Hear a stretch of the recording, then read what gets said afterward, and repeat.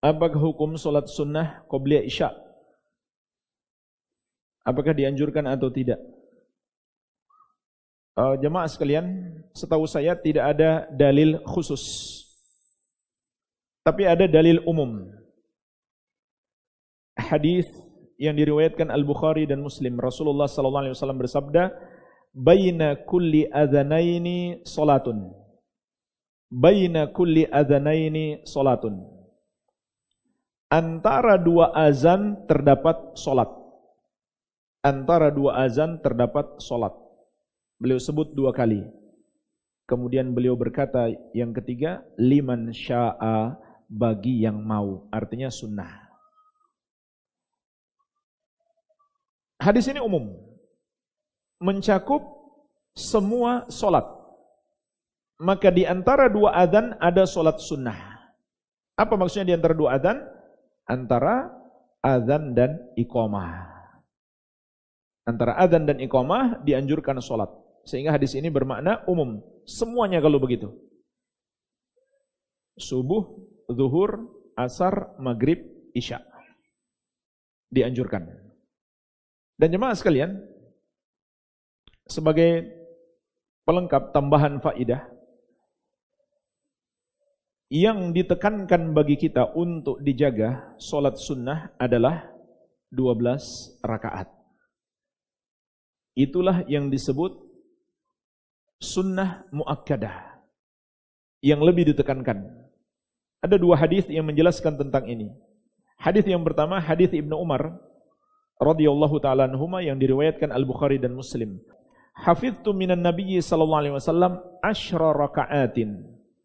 Aku menghafal dari Nabi sallallahu alaihi wasallam 10 rakaat.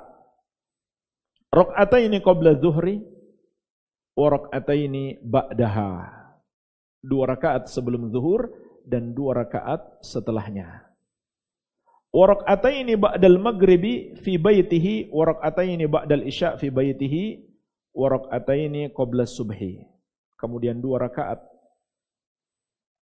setelah maghrib di rumah beliau, 2 rakaat setelah isya di rumah beliau, dan 2 rakaat sebelum subuh. Jadi semuanya ada 10. 2 lagi yang mana? Kan 12 tadi kita katakan. Disebutkan dalam hadis yang berikutnya. Yaitu hadis Ummu Habibah radhiyallahu anha diriwayatkan At-Tirmidzi.